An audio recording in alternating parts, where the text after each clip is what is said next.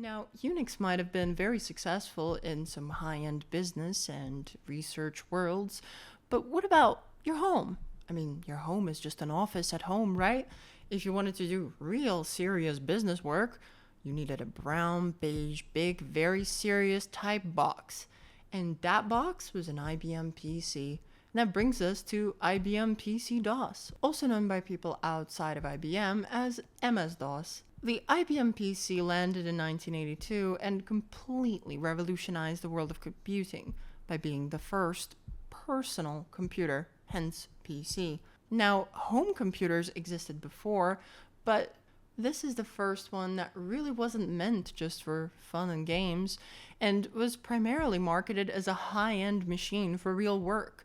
And it had a significantly different image than the Tandy and other competitors like the Commodore 64, etc., and other microcomputers of the time. Now, the idea was, even though people had them before, you could have your very own work computer, your personal computer, the PC, and what it ran was DOS. Now, a DOS in the general sense is a disk-based operating system. In essence, it works off some sort of disk, usually portable, and works with disks. And by that I mean floppy disks. IBM PC wasn't the first one to run a DOS. The PDP-11 actually had one too, supplied straight from DEC, known as DEC Batch 11. And perhaps more well known was CP/M, an operating system running on many computers of the time, like the TRS-80 and Amstrads of all sorts. There was even Apple DOS for their late 70s computer, the Apple II. However, only one could be king, and it was this one. This is what eventually became known as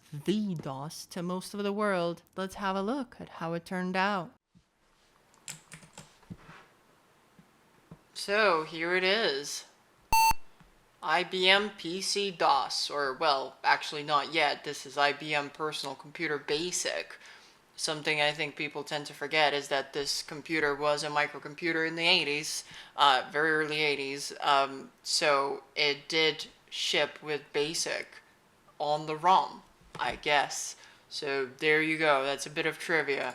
It's a very serious business box, so we're gonna say oh no, I did not mean to put that there. Silly run. Yeah, it's pretty neat. There's a trough key, screen which clears the screen, run, load, like these nice shortcuts, only function keys. It's pretty neat. But that's not what we came here to see. Is he gonna do the beep? Hey, there it is, the beep. Nice. Okay. Okay, now we're getting there. So this is IBM PC DOS, also known as MS-DOS by people who are not IBM. I think the date is fine and the time is fine. And yeah, so we can list the directory and see what we got in here. And we've got all your usual DOS, usual suspect. One of interest to us today is Edlin, which is the, I think Edline is probably what that's meant to stand for, which allows us to edit files. So we're definitely going to edit files. And to do that, we need to format a floppy first, because I can insert a floppy that I've created, an existing empty one here, and I'll insert it into the second drive. If I do list it, it gives us an error because it's not properly formatted. So we need to go back to our A drive. If we hit the format utility, it prompts us to put it into the drive A, which is not where we have it. We have it in drive B, but that's okay. I don't want to write it to. I could save it theoretically to this floppy, but it's the DOS install one.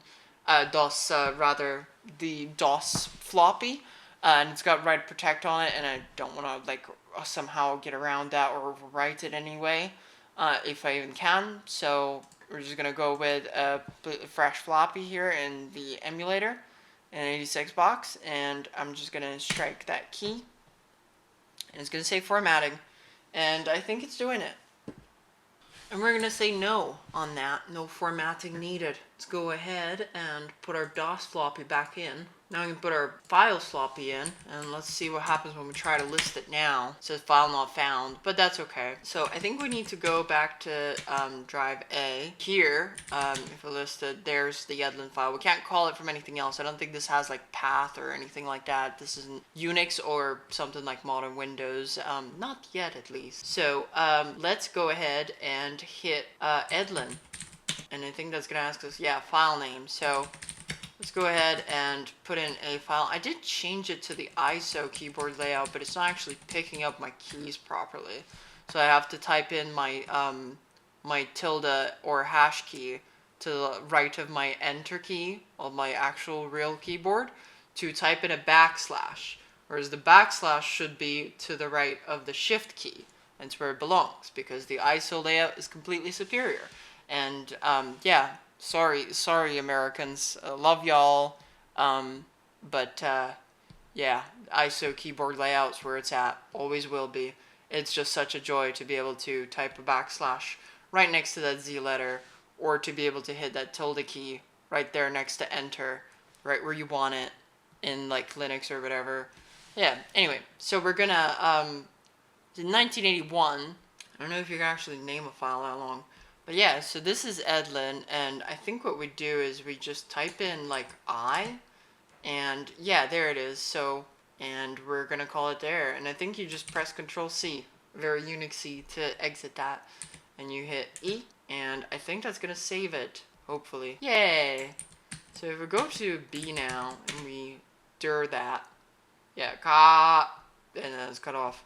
But I think we can list it with a program called type. But that's not on this drive, so we have to go back to A. We do a type B backslash again. Oops, that's the pipe. God damn, how do Americans use this? I'm sure it's more convenient when you have an actual ANSI keyboard, but who would want such a thing? See, now that's going to be a problem, because I don't... No, okay, it's 5 A's, right? God, this is a terrible file name for DOS. Live and learn, I guess. And yeah, there we go. We can list it just fine. So now, if we just eject that floppy, and theoretically if we gave it to someone else, they would be able to read this text file. It's a very, very inefficient way of passing around letters. But I guess it could be good if it is a note and you left it somewhere and someone else picked it up or something like that. But yeah, neat. So yeah, I think that's about it. I don't think there's many interesting programs on here. Like, mode, I don't know what that is. See link, which is executable. And I don't know what that is either. Might as well. I see lots of basic programs.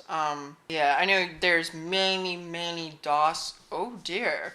Personal computer linker. Oh sure. That's cool. And Control C to leave. Cool. Linker for your assembly for the Intel 8088. Anyway, so very cool stuff. And yeah, that's the Intel 8088 processor that this is running on, or well, emulated processor it's running on. But yeah, and there's basic programs and stuff like that, and I guess I could try and load one of these, but I think we better move on.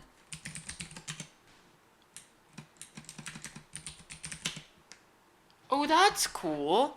You can just list files like this. You don't have to like load a special file on the floppy like with a C64. That's kind of neat. Well, let's find out what art.bas is. Or maybe I guess we need to do a load art.bas or something. Oh, that's how you do it. Okay, you just hit, oh my god, okay.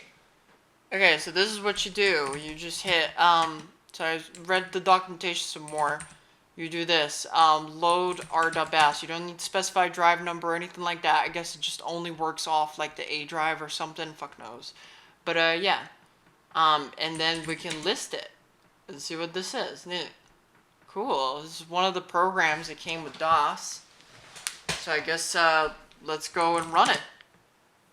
Art, version 1.0. Press spacebar to continue. This city. Those are some pretty cool and impressive visuals. I like it. I like how it draws them on screen. It's so smooth.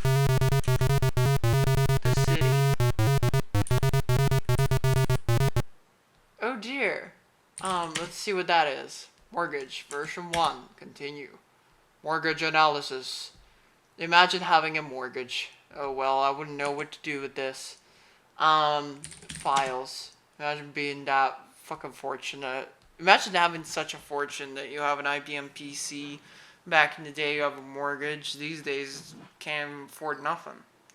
I'm curious if yeah, they still work. They keep work. It's just the actual things are gone. Neat. Selections. A, March. Well, this is serious business, so I guess that's the most appropriate. But somehow I'm curious about Sakura.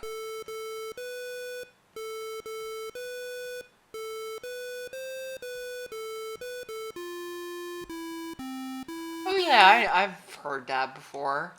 Didn't know it had a name.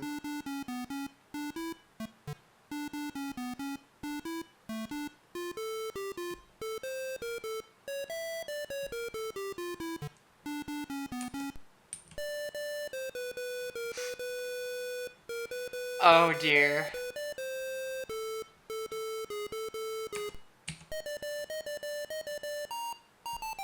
Oh, that's kind of impressive. I like it. It's pretty impressive.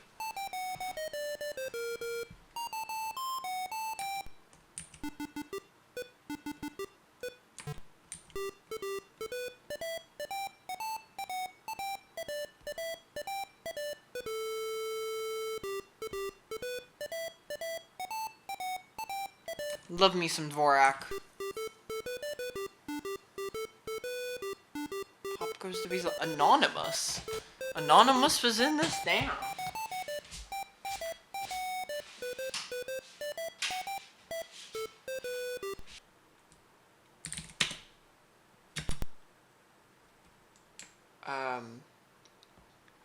Sillies. Oh my god. Sillies. How many items in chart? I'll say 3. Numeric value? Name? I guess that's what I want. So let's do a... Here's the thing, ladies and gentlemen. This data shows and demonstrates that the sillies are on the rise. As you can see, almost 2/4 of our market share, almost a half of our total market is now occupied by the silly. And the silly will contain everything. We must produce more beige boxes running proprietary operating systems, or else the sillies may risk overrunning us all. Thank you for coming to my TED. That's a pretty fun program. I have to give it to IBM. This is fun as hell. So, little car, donkey, driver.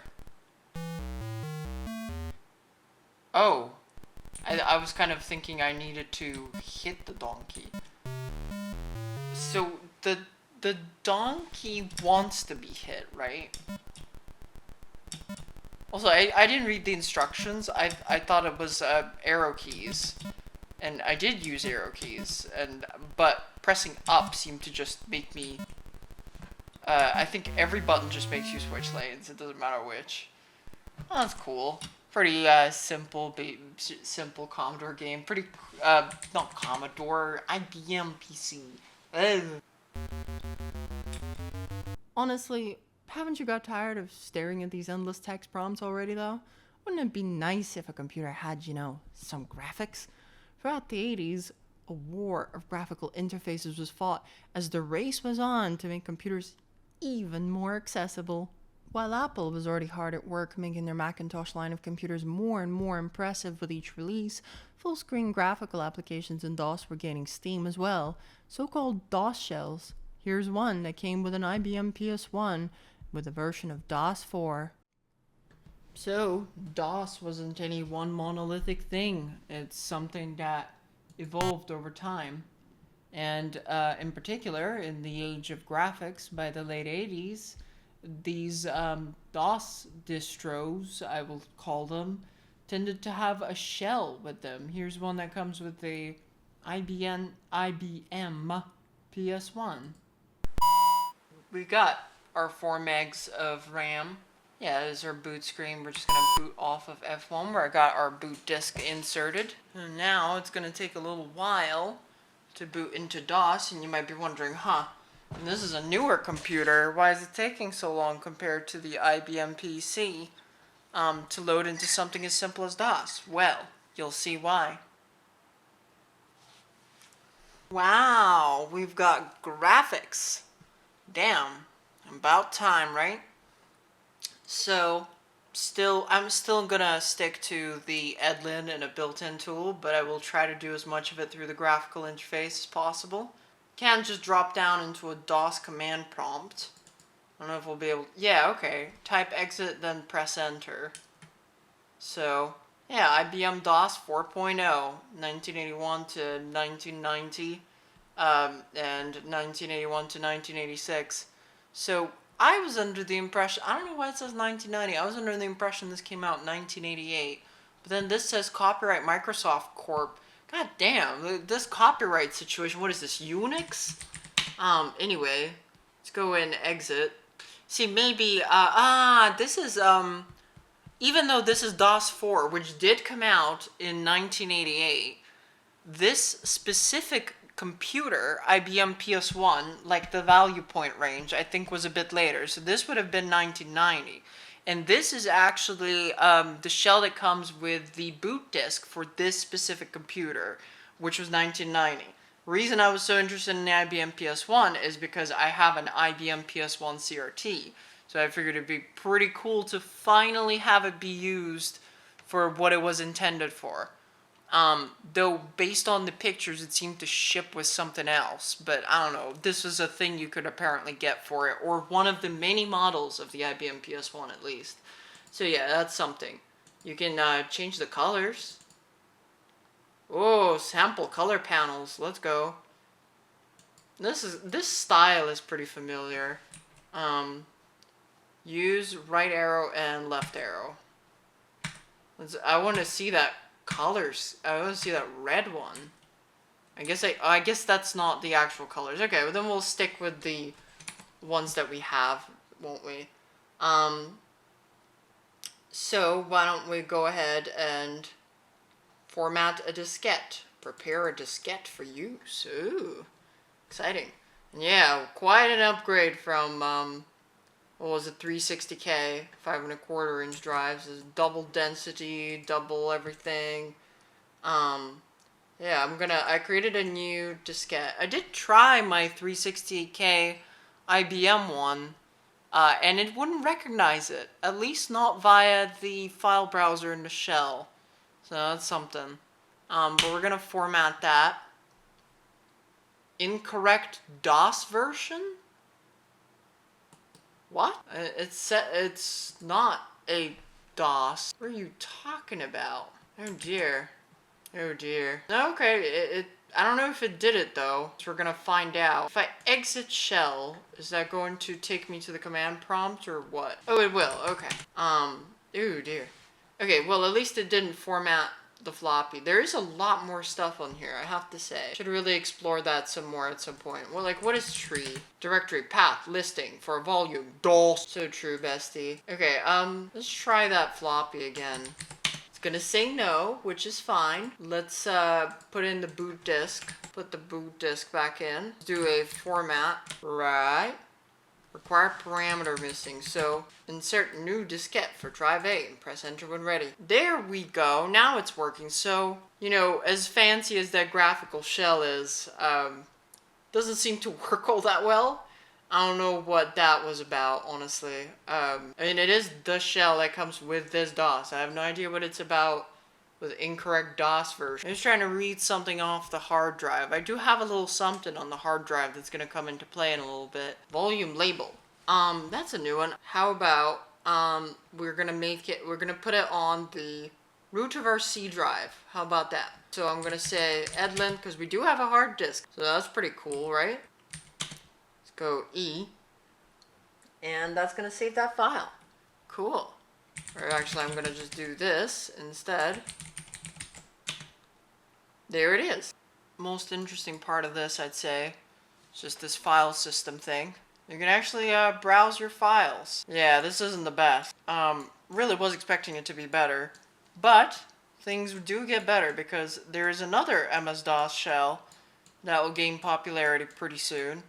It's called Winbows or something. Yeah, I think it's had 2 versions probably by now. And about time to be leading up into its 3rd. Wonder how that works out. First though, I'd say we take a trip down to the West Coast. But enough about that. Speaking of Mac, how is Mac doing at this point? Let's have a look at macOS System 6. Huh. You know, gotta give it to Apple.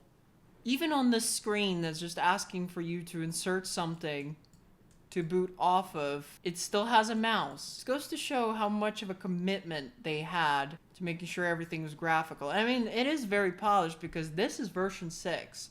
And there it is, macOS version 6, System 6 rather, I should say. It wasn't called macOS, it was just called System 6 back then. But yeah, wow, I just love how absolutely polished it is. It's so cool. Like, this, out of all the operating system, is probably the one that feels the most, like, modern somehow. I feel like I just try things that I think should work, and they just do. You know, obviously I'm familiar with Linux a little bit, so I know my way. I can kind of figure out my way around, like, a Unix command line. It's not that different. But this, I feel like I'm just relying on my, like, kind of basic common sense instincts. Also, I do love how, it does say Larry, John, Steve, and Bruce here. Just their first names. It's kind of endearing and fun. Also, again, copyright 83 to 90. So I was under the impression System 6, again, released in 1988. But this is 6.0.8, which I guess is an update. It came out in 90. So 2 for 2, something I thought that released in 1988, or was an accurate representation of that time, was actually 1990, but that's okay. I mean, at least it's fair like that. So yeah, we've got all sorts of stuff on here. Let's get some software going. I feel like I might have botched this install slightly. So what I'm gonna do to correct, or rather work around that, is to just put this second install disk on here, and we're gonna pop this open. And yeah, because I don't know if I'm meant to have these, because I think this is my hard drive. This is what I boot off of. But the only thing in here is system. So I don't know, maybe I'm just meant to, like, copy these programs onto here. Sort of like how on a modern Mac you drag it into applications or whatever. But, yeah, something like that, at least. Also, I'm not actually sure this is the right disk. Hold on. This is the file I had in mind.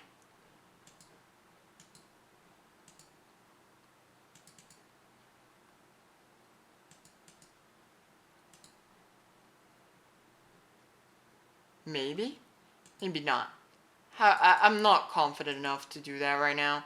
How about we just make a text file first? Then if the system gets blown up, that's okay. So yeah, there's Teach Text, which is a very, very basic text editor. Like, yeah, something, I don't know, again, if I'm missing stuff. It doesn't seem like there's a lot of bundled software. There is some fun stuff. There is, like, the control panel, which is so cool. Also, this is pretty new, the fact that there's multiple windows and multiple programs and shit you can have open at once. I think it was called Multi-Finder. But yeah, it's pretty neat. Look at all these settings. Look at this. That's just so cool. Like, what does this even do? Let's say I put in London, right? London. And we say set MI0, 8:43 a.m. Oh my god, that's I was gonna say bang on. You know, that's completely correct. You know, that's my international, more civilized way of saying it. Yeah, no, that's completely correct. So this is for maybe changing your time zone, right? So if I say Los Angeles, right? Find it. Yeah. And if I do set, what's that gonna do? Is that gonna change, like, my system time or something? I don't even know if I have a system time. naturally window doesn't close. Oh, I guess I don't. No. I don't know why I assumed I do. That's so weird. I mean, I think this system is just so modern. Sometimes I'm like, what? No app store, you know? Like, yeah, it's just that cool. What can I say? But if we pop that open, so yeah, I guess that's just where we are, and we can measure distance and find the uh, latitude and longitude and whatnot, and find the time. So this would be us. Yeah, who knows? It was for something. Maybe it was just there to be cool. Uh-oh. Um. Ugh. Ugh. Ugh. But yeah. And yeah. Oh no, there's the system time. And that is accurate. So no, that must set our system time. And yeah, I think that's just due to a busted install I made of this. That's like not quite working out. But that's okay. I mean, you can get. Hopefully I am getting across that this is really cool, and it's a really cool OS all around. But anyway, let's make that a text file. So we're gonna do a. I feel like it would be the same as an IBM OS where you just format a fresh floppy, throw it in, put the file on, and we're gonna do that just to showcase the process. But yeah, this would be 1990, right? We're just gonna say it's 1990, and we should do a command and save maybe. That's not how that works. We can do it. No, it should. Just didn't really register as it. But yeah, Apple HD SE setup disk first aid. I guess we can't. We don't have anywhere to save it in. Yeah, there we go. That should do it. There it is. We even got a file name. It's so modern. It's so ahead of its time. I'm shocked. Shocked, I tell you, that Mac wasn't just the dominant computer. Like, that the IBM PC was even relevant, that the PC compatibles were relevant. I don't know. Why would anybody, knowing what we know now about software and programs and user experience, I wonder why anyone ever would not choose this.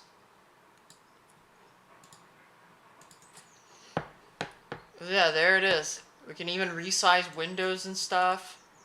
Pop it open. There it is on that floppy.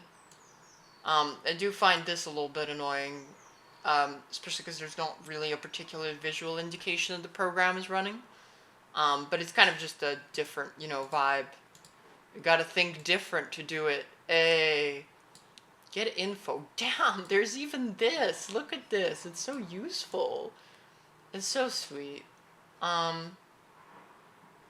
But yeah, I think the special part is just something that comes from the emulator, by the way, just to give you some controls for the actual computer. But yeah, well, that's cool. Let's go ahead and eject that, I suppose. And yeah, that's Mac OS. That's System 6, I should say. Now, System 7 was delayed by quite a bit of time. It wasn't actually that long a wait. But it certainly is worth it, and I got a pretty good copy of it too, with a lot of bundled software and stuff. So that's going to be very much more exciting to check out.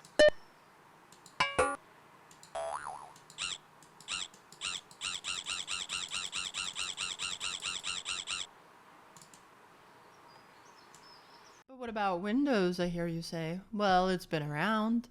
Entering the 90s, with the way towards graphical user interfaces being clear, it just so happens that a landmark version of Windows just released in 1992, Windows 3.1. After much anticipated release of the delayed Apple macOS System 7, who would be brave enough to challenge them? Well, Amiga OS and its Workbench environment for one, but also Microsoft Windows, of at least, at this time, DOS fame. When we first boot into it, we are greeted with a DOS 5.0, which is required to boot into Windows 3.1, as Windows at this stage is basically a DOS program, an evolution of a DOS shell. This DOS shell just had the sauce that captured the imagination of the computer using public when it was first released, and Windows would soon take the world by storm. So, still the same system that we used to run on DOS 4.0. Take a look at Windows 3.1. the answer. Or is it? We'll see.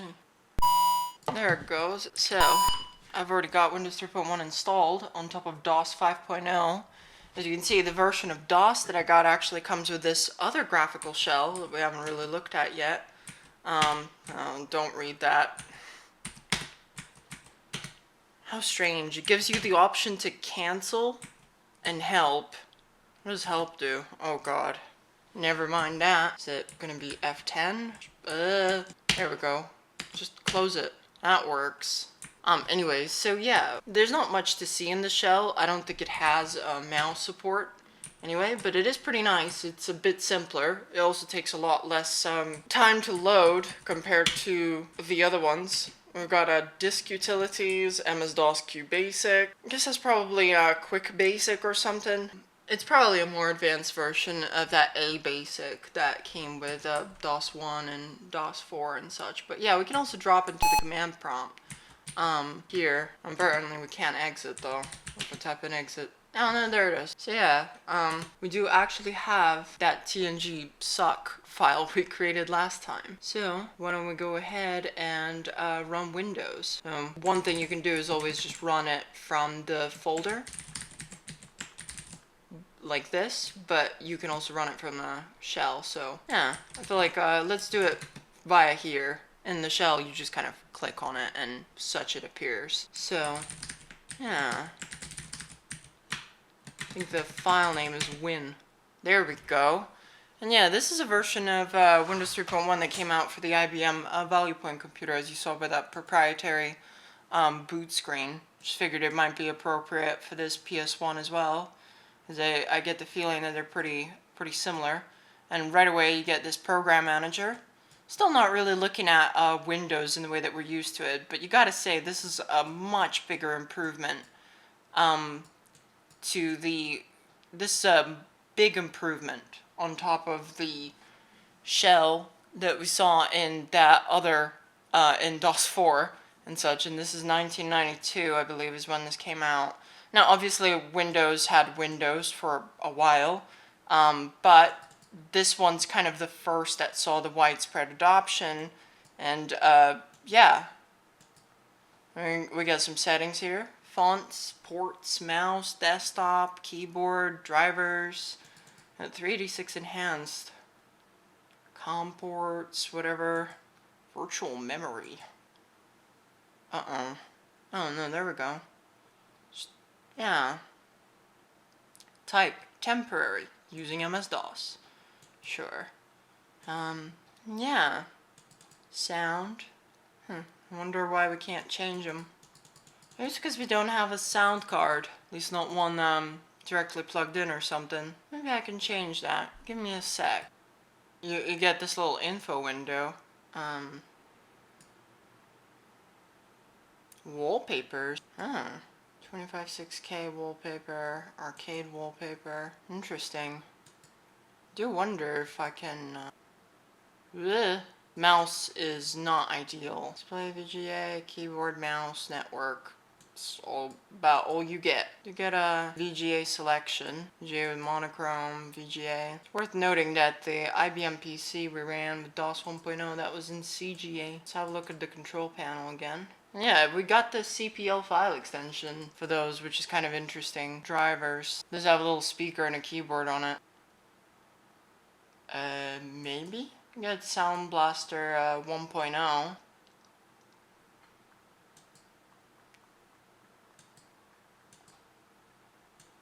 Seems like we are frozen a bit. How do you even... Oh dear. It doesn't like it for whatever reason. Yeah, this is how you would launch Windows via this shell. Just select the files. You can see they're all right there, and this is just a .com thing. You do need the HiMem driver on your auto-exec.bat, but I think that just is pretty default for configuration or hardware problem has occurred. And at least it's picked it up. Yeah, let's try it. So it's RQ7 220. Okay, sure. See if that works for it. There it is! Oh my god, I didn't even know this had that sound. But yeah, ta-da! Now we can check them out. It's a bit stuttery. Anyway, at least that all works, right? That's pretty cool. So this introduced like native printer support and stuff like that. It was kind of hard to explain why that mattered, but you know, printers were pretty important and such. Also, I didn't know you could set little patterns for the desktop, kind of like System6. Yeah, boxes, if you're like a box enjoyer. Paisley, whatever that is. Quilt, Scotty. It's like a little dog or something. And you can edit them. It's 50% gray. Oh, I guess it's just flat. Sure. That's kind of cool. Can apparently have a wallpaper. Let's try it. There it is. Oh my god, I didn't know Windows 3.1 actually supported proper wallpapers and such. Try arcade. Yeah, they're all very small graphics that you just kind of tile. I feel like the cars. Ooh, oh my god, there's quite a few. I'm not gonna check them all out. You're gonna want to see cars. Yeah, I feel like that's kind of unhinged in its own way. What if I just center that? Let's see it. Where is it? Oh my god, I did not mean to resize that. Yeah, there it is. Okay, that's fine. I wonder if my mouse is, in real life is just a bit too sensitive for what you would expect a, like, ball mouse to be. I've used one before. They are not the best. Mouse trails. Oh, look at that. Look at that. That's kind of neat. For your, like, crappy TFT LCD panel. Although, to be honest, using those, something about those trails makes my head hurt. But using those crappy TFT LCD panels, I feel like it looks like it's got mouse trails enabled even when it doesn't. But yeah, that's pretty cool. So anyway, yeah, Program Manager, there's not a lot of software built in, but obviously there were versions of Lotus 1, 2, 3, there was Microsoft Office, stuff like that. It was all in there. And you get a little file manager, which I think is pretty cool. So, one annoying thing is there is Notepad on this, but I don't really see it here. So I guess you'd have to, oh sure, maybe here. Oh, there we go. We got quite a few more. We got Write, which I don't know what this is, but that's something worth checking out maybe. You get Paintbrush, which is kind of like paint, I guess. That's the eraser. That's also the eraser. Oh my god. Would you look at that? Neat. What about this? Ooh. That's pretty cool. Oh, that's pretty cool. I feel like that's neat. I like that. What's this? Oh. For like, just for making your own custom shapes. That's neat. What else have we got? We got text. This brings me back. This looks like what I would draw on my dad's PC and just save it right to the desktop. And bless him, I feel like he never really deleted that stuff. He just put it into like a folder out of the way. I feel like, yeah, it's just something. He'd tell me to like go look something up or like, you know, browse the internet if I wanted to. And I would just, once I get bored waiting for it over dial-up, I just get sidetracked and start like drawing random crap in paint. Just literally. Object Packager. Oh dear. I guess that's for like maybe making Windows program. We got Sound Recorder, Character Map. That's still around. That doesn't even look that different either. Got Recorder. What's that? Like a macro type dealie? Probably. I'm gonna bother with that. It sounds like a whole thing. Where's card file? Card view. One card. And that's a neat little calendar. And calculator. That's pretty usable. Can I use number keys? Yeah, or actually number row. And my keyboard does not have number keys. Clock. Wow, look at that. Your computer can tell the time. That's crazy. Microsoft Windows Clock. This product is licensed to very serious business. Please contact IBM's Help Center for Windows technical support. Shit, I feel like that's interesting that they overwrote that for this like OEM version of Windows 3.1. I wonder if the wallpapers and sound and stuff are actually coming from that and they didn't come built in the thing. You get a little terminal, which is kind of cool. Just over your serial port. or whatever. That's neat. No, that would be pretty interesting to see if I could get one of these 86 boxes to be hooked up over some kind of virtual serial to like another one and have them talk over a serial terminal. Have like a, entirely virtual serial network. It's kind of like that software virtual audio cable or like virtual MIDI cable. It just lets you connect various like MIDI or just audio output to an input somewhere on your computer, which is pretty neat for like making music sometimes if you have something that you want to sequence from one like program or whatever to another. So yeah, why don't we go ahead and do the deed? I reflexively tried to like control and like mouse scroll. I don't even know if that's a notepad thing or if that's a notepad plus plus thing. I think it's a notepad thing on like Windows 10 and only on Windows 10. Anyway, that doesn't work. Control S does not work. Why not? So there is an interesting thing on this OS that I wanted to show is that like there's this, it's kind of like your task manager. So to close a program, you kind of have to do the Mac OS thing of opening that, which kind of looks like the minimize symbol, annoyingly enough. And yeah, there's next. Oh, that's for, yeah, sure, that's for these. Cascade. Ooh. Main program manager. Oh, that's cool. You can actually go up a thing. Is there games? Solitaire. Oh my god. What a fella. Absolute unit. Oh my god. What even is this? What am I playing? I have no idea what's going on. It's like, am I meant to have cards of like, weird, whatever. Who knows what this is. Yeah, I do like how you get a little customization there. Minesweeper. Let's pop open File Manager and see where we save that little file. Yeah, there's the old one that we had. Yeah, by now it certainly would have aged pretty badly with the Star Trek fan base. Don't know anyone who would have hated TNG after, after it got good, let's say. I don't see where our other file is. I think I might have saved it to like DOS or something like that. There doesn't seem to be a really good way to order these files. I might have saved it to like just Windows. Sure, that would be irritating. How about, sort by date? Yeah, there it is. Well, apparently Win3.1, whatever that is, maybe tracks like the file manager? Yeah, there's our file. So yeah, we dropped that onto like a floppy. One that I formatted with DOS 4.0. Let's test that compatibility. That's in drive A now.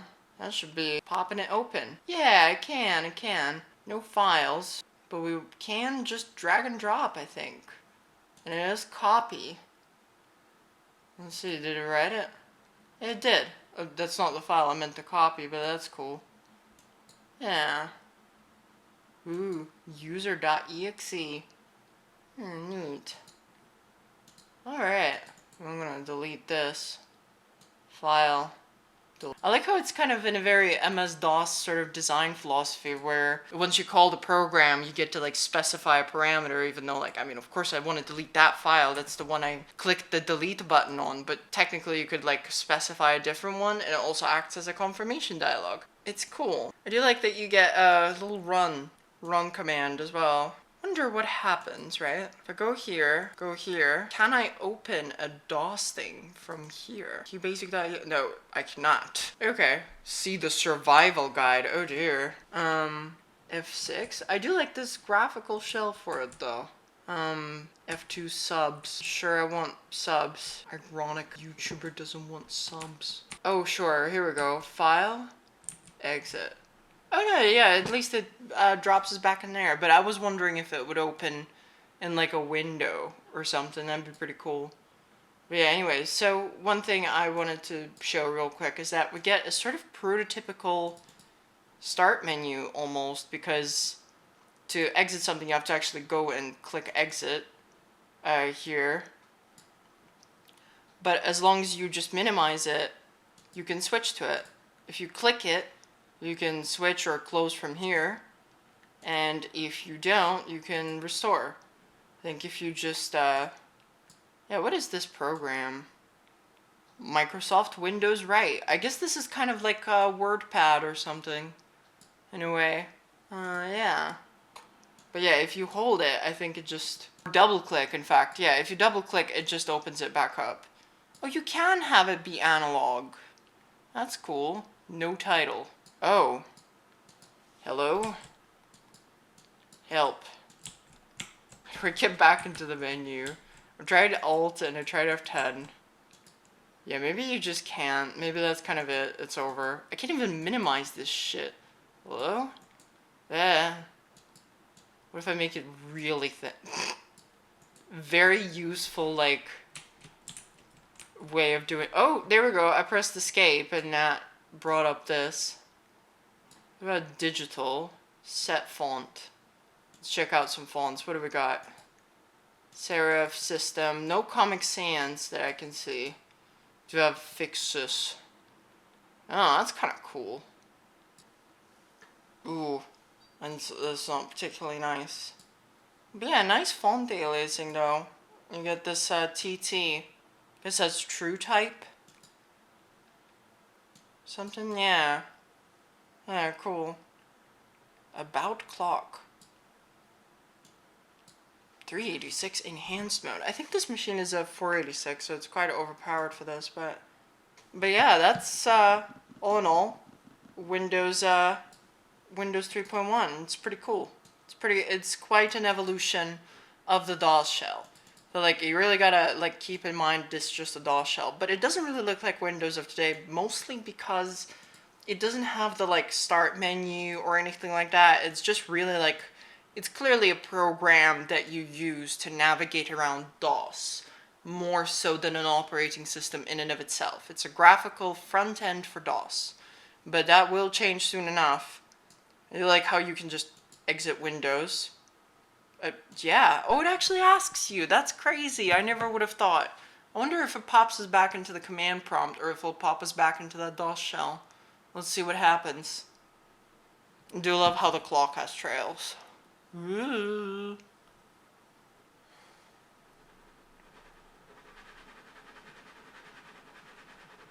Oh well. Like that'll probably have to do. So yeah, the GUI wars are very much on at this point. I think it's time we have a look at what Mac comes back with. Although before that, I think we actually have one more Windows to look at, because System 7, I don't think comes out for another couple years. Although no, actually, System 7 might slightly predate this, like the original System 7.